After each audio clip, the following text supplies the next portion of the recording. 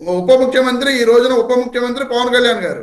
So ఈ రకంగా నేను కూడా చెప్పేది ఏంటంటే, చంద్రబాబు నాయుడు గారైనా పవన్ కళ్యాణ్ గారైనా సరే విజన్ 2047 అనేది అమలు పరిచే విధంగా ఆచరణయోగ్యంగా ఉండాలని చెప్పి నేను కోరుకుంటున్నాను తప్ప, ఏదో మనం గాల్లో మేడలు కట్టేసి ఇవన్నీ కూడా అవుతాయి, ఇవన్నీ కూడా నేను చేసేస్తాననే విధంగా ఉండకూడదు అనేది నా అభిప్రాయం. రైట్ రైట్ మళ్ళీ వస్తాను మీ దగ్గరికి. మనతో శ్రీరామ్ గారు ఉన్నారు, రాజకీయ విశ్లేషకులు. త్వరగా శ్రీరామ్ గారు. శ్రీరామ్ గారు, గుడ్ మార్నింగ్ అండి. గుడ్ మార్నింగ్ అండి. సో స్వర్ణాంధ్ర ప్రణాళికను రూపొందిస్తున్నామన్నారు. ప్రతి నియోజకవర్గంలో ఎమ్మెల్యేలు కూడా ఆ విధమైనటువంటి ప్రణాళికను రూపొందించుకోవాలి, విజన్ 2047 విజన్ రూపొందించుకొని దానికోసం పనిచేయాలి ప్రతి ఎమ్మెల్యే అని చెప్పేసి ముఖ్యమంత్రి చంద్రబాబు నాయుడు గారు చెప్పారు. అసలు విజన్ 2047 సాధ్యపడుతుందా? అసలు 2047 యొక్క ప్రధానమైనటువంటి అజెండా ఏమై ఉంటుంది? 2047 కదండి, 2057, 2067, 2087, 2097 ఏది పెట్టినా కూడా సాధ్యం అవుతాయి. ఎందుకంటే మనం ఒక ప్రణాళిక అనేది ప్రతి ఇంట్లోనూ చేసుకుంటాం. ఒక నెల జీతం రాగానే ఆయన జీతం తీసుకొస్తాడు ఇవాళ అంటే, రాబోయే 30 రోజులకి ప్రణాళికని వాళ్ళ ఆవిడ రెడీ చేసి పెడుతుంది. ఆ వచ్చే జీతంలో ఎలా చేయాలి, దేనికి ఎలా ఖర్చు పెట్టాలి, ఇంతే ప్రణాళిక. అంటే అంతగానే ఉంది. పప్పులు ఏం కొనాలి, ఉప్పులు ఏం కొనాలి, హాస్పిటల్కి సుమారుగా మనకి ఎంత అవుతుంది, మన అబ్బాయికి స్కూల్ ఫీజు ఎంత అవుతుంది, ఇట్లా ఆవిడ ఒక ప్రణాళిక చేస్తుంది. ఇంతే ప్రణాళిక. అంతే, అంతకు మించి పెద్ద దానికి ఏదో బ్రహ్మాండం భజగవంతో ఏం అనుకోకలేదు, అది ఏదో పెద్ద గొప్ప అనుకోకలేదు. అట్ ది సేమ్ టైం ప్రతి రాష్ట్రం కూడా రాబోయే సంవత్సర కాలానికి బడ్జెట్ ప్రతిపాదన ఇప్పుడే పెడుతుంది. మాకు రాబోయే డబ్బులు ఇన్ని వస్తాయి, కేంద్రం దగ్గర నుంచి డబ్బులు ఇన్ని వస్తాయి, మాకు ఈ ఏదైతే పన్నుల ద్వారా ఇంత ఆదాయం వస్తుంది, ఇవన్నీ కూడా ముందే బడ్జెట్ వేసి పెడతారు. ఆ డబ్బులేం వచ్చే ఇప్పుడే మన జేబులో ఉండవు. రాబోయే రోజుల్లో ఈ డబ్బులు మనకి ఆదాయం రూపంలో వస్తాయి అంటారు. అవి రావచ్చు, రాకపోవచ్చు. కేంద్రం దగ్గర నుంచి ఇంత డబ్బులు వస్తాయి కాబట్టి మేము ఈ విధమైన ప్రణాళిక వేస్తున్నాం, ఈ డబ్బులు వస్తాయి కాబట్టి దీనికి ఈ పనులు చేద్దాం అనుకుంటున్నాం అని చెప్తారు. అది బడ్జెట్, అది కూడా ప్రణాళికే, రాబోయే సంవత్సర కాలానికి ప్రణాళిక. అలాగే ఈ ప్రభుత్వం కూడా, ఈ ప్రభుత్వం తరఫున చంద్రబాబు నాయుడు గారు 2047 దాకా వేశారు. 2047 దాకా సుమారుగా ఈ విధంగా జరగచ్చు. ఆయన ఏ విధంగా ప్రణాళిక వేశారు? కేంద్ర ప్రభుత్వం ఒక ప్రణాళికను రెడీ చేసింది. 2047 అంటే మనకి 1947లో స్వాతంత్రం వచ్చింది. 2047కి 100 ఏళ్ళు కంప్లీట్ అవుతాయి. 100 ఏళ్ళ తర్వాత, స్వాతంత్రం వచ్చిన 100 ఏళ్ళ తర్వాత ఈ ప్రజాస్వామ్య దేశం ఈ విధంగా ఉండాలి అని చెప్పి కేంద్ర ప్రభుత్వం ఒక ప్రణాళిక రెడీ చేసుకుంది. 100 సంవత్సరాల తర్వాత కూడా ఇంకా మనం వెనకబడిపోయింది, ఇంకా పెరుగుతున్న రాజ్యం, అభివృద్ధి చెందుతున్న దేశం అని చెప్పుకోవడం కూడా అభివృద్ధి చెందిన దేశంగా మారడానికి ఒక ప్రణాళికను రెడీ చేసి పెట్టింది. ఆ ప్రణాళిక పూర్తి దేశానికి రెడీ చేశారు అంటే ఆ ప్రణాళికలో ఆంధ్రప్రదేశ్ కూడా ఒక భాగం, ఆటోమేటిక్ గా ఆంధ్రప్రదేశ్ భాగం. ఇప్పుడు చంద్రబాబు నాయుడు గారు ఏమంటున్నారు? ఆ భాగంలో వాళ్ళు ఎంత అనుకుంటున్నారు మనకి, దానికన్నా కూడా మనం ఎంత తీసుకోగలుగుతాం, ఎంత ఎక్కువ దాని నుంచి కేంద్ర ప్రభుత్వం వేసిన ప్రణాళిక నుంచి మనం ఎక్కువ ఎంత వరకు మనం తీసుకోగలుగుతాం ఆంధ్రప్రదేశ్ గా అని చెప్పి ఈయన ఒక ప్రణాళికను రెడీ చేస్తున్నారు. దానికి అనుగుణంగా ఈయన ప్రణాళికను రెడీ చేస్తున్నాడు. తప్పే ఉంది అందులో కేంద్ర ప్రభుత్వం సక్సెస్ అయింది అనుకోండి, ఆ కేంద్ర ప్రభుత్వం ఇచ్చే డబ్బుల్లో ఈయన మన ఆంధ్రప్రదేశ్ కి ఏ విధంగా ఎక్కువ వాటా తెచ్చుకోవాలన్న దానికి ఈయన ప్రణాళిక వేస్తున్నారు. తప్పే ఉంది? కేంద్ర ప్రభుత్వానికి డబ్బులు వస్తే ఆటోమేటిక్ గా ఈ ప్రణాళిక సక్సెస్ అయితే కనుక ఆంధ్రప్రదేశ్ కూడా ఎక్కువ డబ్బులు వస్తాయి. తప్పే ఉంది? తర్వాత ఇక్కడ ఈ రాష్ట్రంలో అభివృద్ధి చెందాలి కాబట్టి 2047 దాకా ఈ విధంగా మేము ప్రణాళిక వేసామండి, మా రాష్ట్రం ఈ విధంగా అభివృద్ధి చెందుతుంది అని చెప్పి ఆ ప్రణాళికను తీసుకొచ్చి ఎవరైతే ఆ పెట్టుబడిదారులు ఉంటారో ఆ పెట్టుబడిదారులకు చూపిస్తున్నారు విజన్ డాక్యుమెంట్. ఆ విజన్ డాక్యుమెంట్ చూసిన తర్వాత అప్పుడు మనం ఏదైనా ఉద్యోగానికి వెళ్ళాలనుకోండి, నువ్వు ఈ పలానా ఉద్యోగానికి వచ్చేవా, నువ్వు ఏ విధంగా చేస్తావు ఉద్యోగం అంటే నా కంపెనీ ఇది, నువ్వు ఏ విధంగా నాకు హెల్ప్ చేస్తావు అంటే మీ కంపెనీ ఇది కాబట్టి దీన్ని నేను ఇలా చేస్తానండి అంటే అతను నచ్చింది అనుకోండి, ఇంటర్వ్యూ చేసే వాళ్ళకి వెంటనే మనకు ఉద్యోగం ఇస్తాడు. ఇతను మంచి మెంటాలిటీ ఉంది, మంచి ఆలోచనలు ఉన్నాయి ఇతనికి. అలాగే పెట్టుబడిదారులకి దగ్గరికి మనం విజన్ డాక్యుమెంట్ తీసుకెళ్ళి చూపిస్తే, ఓ ఇలా జరుగుతుంది, ఇలా చేద్దామని వీళ్ళ ప్లానింగ్ ఉంది. ఈ ప్లానింగ్ ఇందాక నేను చెప్పిన కేంద్ర ప్రభుత్వ ప్లానింగ్ లో ఆంధ్రప్రదేశ్ వాటా తీసుకోవడానికి ఇప్పుడు చంద్రబాబు నాయుడు గారు ప్రయత్నం చేస్తున్నట్టు ఇప్పుడు మనం విజన్ డాక్యుమెంట్ 2047 కనుక పెట్టుబడిదారుల దగ్గర చూపిస్తే ఓ ఈ రాష్ట్రం ఇంత అభివృద్ధి చెందుతుంది అనమాట. ఈ రాష్ట్రం ఇంత అభివృద్ధి చెందితే మనం వేరే రాష్ట్రాల్లో పెట్టుబడి పెడితే మనకి ఎంత వస్తుంది, ఈ రాష్ట్రంలో పెట్టుబడి పెడితే ఎంత వస్తుంది, ఎవరి విజన్ బాగుంది అని చూసుకుని వాళ్ళు ఆంధ్రప్రదేశ్ లో పెట్టుబడి పెట్టడానికి వస్తారు. అంటే ఆంధ్రప్రదేశ్ అభివృద్ధిలో వాళ్ళు వాటా తీసుకోవడానికి వాళ్ళు ప్రయత్నం చేస్తారు. అప్పుడు పెట్టుబడులు ఆంధ్రప్రదేశ్ రాష్ట్రానికి వస్తాయి. ఇందులో తప్పే ఉంది. ఇందులో కొన్ని జరగచ్చు, ఇందాక మన మిత్రుడు చెప్పినట్టు కొన్ని జరగచ్చు, కొన్ని జరగకపోవచ్చు. ఇప్పుడు 2020 డాక్యుమెంట్ గురించి మనం ఇందాక మీరు మాట్లాడారు, కొంతమంది నవ్వారని. అవును, కానీ ఇవాళ మనకి ప్రాక్టికల్ గా హైదరాబాద్ సిటీ కనపడుతుంది కదా. ఖచ్చితంగా. అయితే అది ఆ క్రెడిట్ చంద్రబాబు నాయుడు గారిది కాదు, తర్వాత వచ్చిన రాజశేఖర రెడ్డి గారిది అని చెప్పేసి రమేష్ గారు అంటున్నారు. ఆయన కన్నా ఈయన హయాంలో ఎక్కువ ఐటీ అభివృద్ధి చెందిందని. సాఫ్ట్వేర్ ఎక్స్పోర్ట్స్ జరిగింది, 5th ప్లేస్ కి వచ్చిందండి స్టేట్. అదే ఇప్పుడు ఈ మాట వాస్తవం అయి ఉండొచ్చు. ఎందుకు ప్రణాళిక ఒకళ్ళది, దాన్ని అదే ప్రణాళికని ఈయన ఇంప్లిమెంట్ చేసి చూపించారు రాజశేఖర రెడ్డి గారు. రాజశేఖర రెడ్డి గారు నేను తప్పట్లా, ప్లానింగ్ వేసింది ఎవరు? ఈయన ప్లానింగ్ వేసాడు. హైటెక్ సిటీ ఇలా ఉండాలి, ఇలా సైబరాబాద్ సిటీ ఇలా ఉండాలి, అక్కడంతా కూడా ఈ విధంగా పెరుగుతుంది అని చెప్పి ఒక ప్లానింగ్ చేశాడు.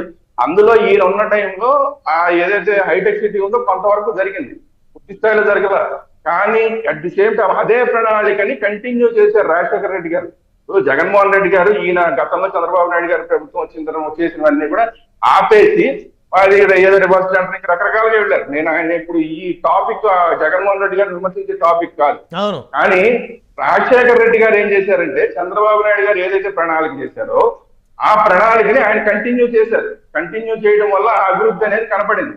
ఇప్పుడు ఒక ప్లాన్ చేసిన తర్వాత ఆ ప్లాన్ ని రెండో వాళ్ళు చించేసి చెప్పబడేసారనుకోండి, ఆ ప్లాన్ ఉండదు. ఉదాహరణ అమరావతి అనుకోవచ్చా సార్? ఉదాహరణ అదే అమరావతి మనకి అన్నిటికన్నా అందరికీ కనపడే ఉదాహరణ. అయితే నేను అంటే ఈ టైం ని నేను జగన్మోహన్ రెడ్డి గారిని విమర్శించడానికి పెట్టుకోవాలా, అంటే మనం ప్రణాళిక ఎలా చేసుకోవాలి దానికి అనే దానికి చెప్తున్నా. ఇందాక మన మిత్రుడు కూడా ఏం చెప్పాడంటే వాస్తవాల ఆధారంగా ఆయన ప్రణాళిక ఉంటే బాగుంటుంది అని చెప్పారు. కాబట్టి ఎస్ కరెక్ట్, 100% మిత్రుడు చెప్పింది కరెక్ట్.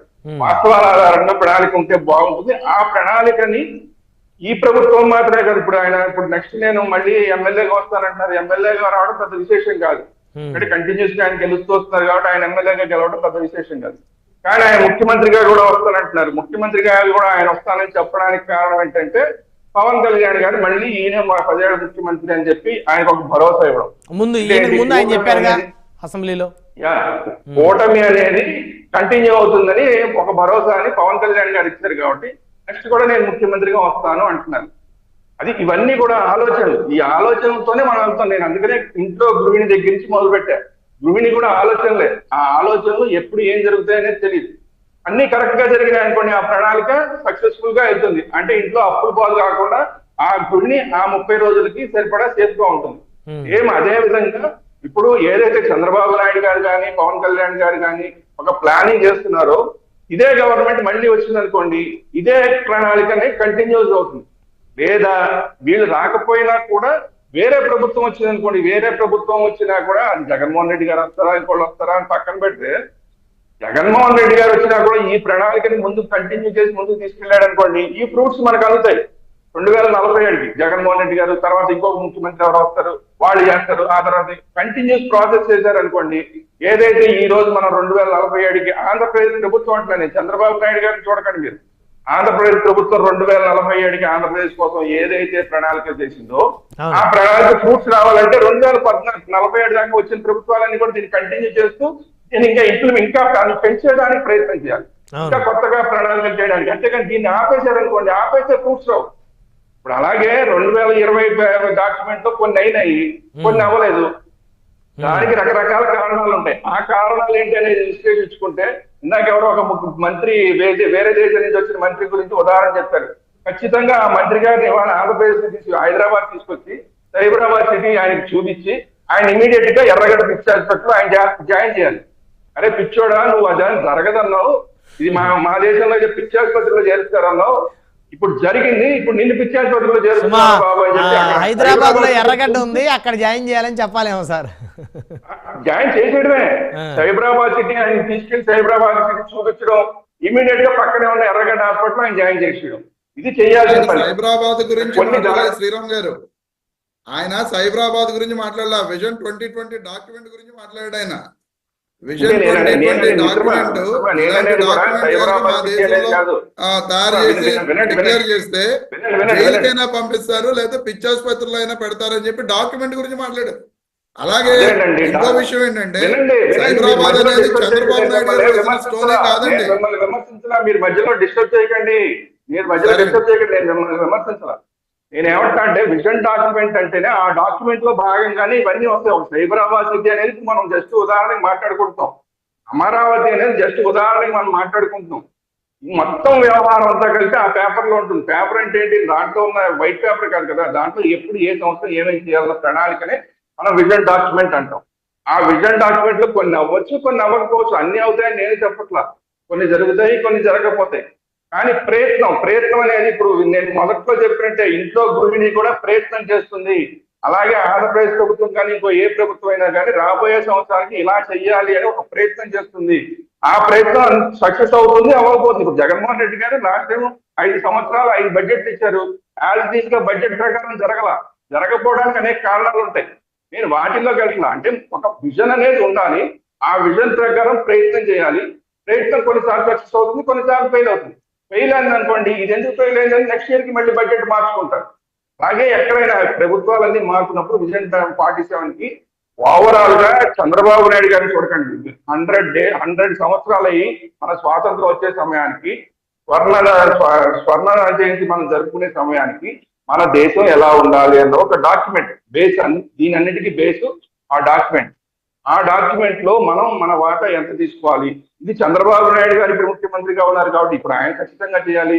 నెక్స్ట్ ఇంకో గవర్నమెంట్ వచ్చింది అనుకోండి, వాళ్ళు కూడా అదే పని చేయాలి. 2047 కి కేంద్ర ప్రభుత్వం ఏదైతే ప్రణాళిక ఇచ్చిందో ఆ ప్రణాళికలో మన వంతు భాగం ఎంత ఎక్కువ తెచ్చుకోగలుగుతాము అన్న దానికి ప్లానింగ్ చేసుకోవాల్సిన బాధ్యత నెక్స్ట్ వచ్చే ప్రభుత్వానికి కూడా ఉంది. చంద్రబాబు నాయుడు గారు వస్తారా, పవన్ కళ్యాణ్ గారు వస్తారా, లేకపోతే జగన్మోహన్ రెడ్డి గారు వస్తారా, ఇది సమస్య కాదు. అందువల్ల విజన్ డాక్యుమెంట్ ని మనం హేళన చేయొద్దు. కానీ ఎలాగ ప్రణాళికని ఎలాగ ఇంప్లిమెంట్ చేయాలో మనం సూచనలు ఇద్దాం. ఖచ్చితంగా ఎంత మిత్రులు చెప్పాడు, ప్రాక్టికల్ గా ఉండాలి. చంద్రబాబు నాయుడు గారు మీరు ఇక్కడిక్కడ పొరపాటు పడ్డారు, ఇక్కడిక్కడ బాగు చేసుకోండి, ఇక్కడిక్కడ ఈ ప్రణాళికలో మార్పులు చేసుకోండి అని మనం చెప్తాం. మిత్రుడితో సహా మనం అందరం చెప్తూ దాన్ని మనం ముందుకు తీసుకెళ్లే పని చేసామంటే రాష్ట్రం ముందుకెళ్తుంది. రాష్ట్రం ముందుకెళ్తుందంటే దేశం కూడా ముందుకెళ్తుంది. ఇంకొక మాట కూడా చెప్తారు, దేశం ముందుకు వెళ్తోంది.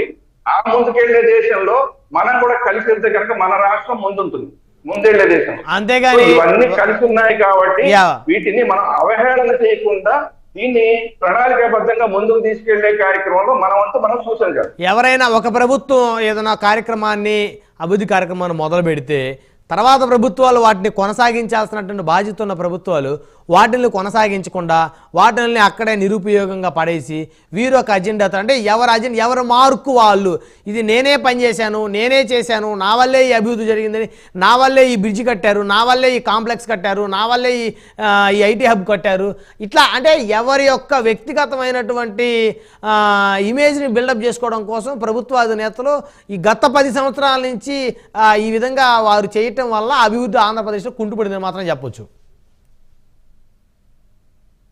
ఇప్పుడు కొన్ని తప్పులు ఇప్పుడు ఈ ప్రభుత్వం తెలుసుకుందండి. చంద్రబాబు నాయుడు గారు ఈ కూటమి ప్రభుత్వం వచ్చిన తర్వాత చాలా తప్పులు గతంలో మనం ఏం చేసాం, అప్పుడు కూడా చంద్రబాబు నాయుడు గారు గవర్నమెంట్ లో వాళ్ళ పేరు మీద చంద్రన్న హేమాని చంద్రన్న రకరకాలు పెట్టుకున్నారు.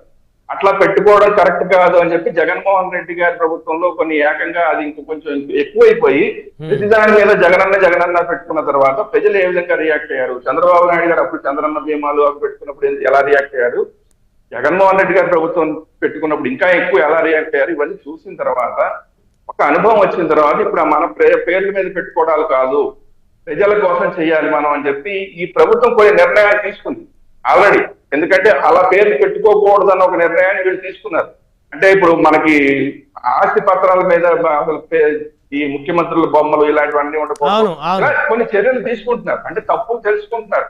నేను ఇందాక చెప్పింది కూడా అదే, విజన్ డాక్యుమెంట్ 47 లో కొన్ని తప్పులు ఉంటే ఉండొచ్చు. ఆ తప్పులు ఏంటి మనం చూద్దాం, మనందరం చెప్దాం, వాటిని సరిదిద్దుకోమని చెప్దాం. సరిదిద్దుకుంటుందా 2047 కి సక్సెస్ అవుతారు, లేదా నెక్స్ట్ వచ్చే గవర్నమెంట్ ఇంకా బాగా చేయొచ్చు కదా. 2047 టార్గెట్ గా నెక్స్ట్ వచ్చే ప్రభుత్వం ఇంకా బాగా ఇంకో డాక్యుమెంట్ తయారు చేయొచ్చు, తప్పేం లేదు దాంట్లో. విజన్ డాక్యుమెంట్ అంటే నథింగ్ బట్ చిన్న ప్రణాళిక. దీని ఏదో మనం భూతత్వంలో చూసి చంద్రబాబు నాయుడు ఇంత చేస్తారా, పవన్ కళ్యాణ్ ఇది చేస్తారా, అబ్బా జగన్మోహన్ రెడ్డి ఇది చేస్తారా అనక్కలే. మనం విజన్ డాక్యుమెంట్ అంటే చిన్న ప్రణాళిక, ఇది మనం ఇలా వెళ్ళాలి, ఇలా ఖర్చు పెట్టాలి, ఇలా అభివృద్ధి సాధించాలి అంటానికి ఒక చిన్న ప్రణాళిక. ప్రణాళిక చేసుకోవడం తప్పాడు, ప్రణాళిక చేయంగానే మనం విమర్శించాల్సిన అవసరం లేదు. వాళ్ళు ఇంప్లిమెంటేషన్ లో తప్పులు చేస్తుంటే ఖచ్చితంగా విమర్శిద్దాం. ఏమైనా నువ్వు చెప్పింది అదేంటి, 2040 నువ్వు చెప్పింది ఏంటి, ఇప్పుడు చేస్తున్నది ఏంటి అని మనం విమర్శిద్దాం. అంతేగాని ప్రణాళికనే విమర్శించదు. ప్రణాళికలో కూడా ఏమైనా సరి చేసుకోవాల్సిన సూచనలు ఉన్నాయనుకోండి, ఖచ్చితంగా సూచనలు చేద్దాం. తీసుకున్నారనుకోండి వాళ్ళే బాగుపడతారు, తీసుకోలేదు అనుకోండి మనం ఎలాగా విమర్శిస్తాం. అందరం ఉన్నాం, అందరం మన పనే అది. మీరు, నేను, మన మిత్రుడు, వైస్ మిత్రుడు అందరూ మన పనే అది. జగన్మోహన్ రెడ్డి బాగుండాలి, అభివృద్ధి జరగాలనే కదా. అంతే కదండి. జగన్మోహన్ రెడ్డి గారి ప్రభుత్వంలో విమర్శించాం, చంద్రబాబు నాయుడు గారి ప్రభుత్వంలో కూడా ఫెయిల్ అయితే ఖచ్చితంగా విమర్శిస్తాం. వాటిని చూసి సరి చేసుకుంటారు. ఏదే రకంగా మనకు కావాల్సింది, ఓవరాల్ గా మనకు కావాల్సింది రాష్ట్రం అభివృద్ధి చెందాలి. ఏమంటారు రమేష్ గారు? అదే ఇందాక కూడా నేను క్లియర్ గా చెప్పింది అదే. చంద్రబాబు నాయుడు గారు ఆయన డిక్లేర్ చేసే డాక్యుమెంట్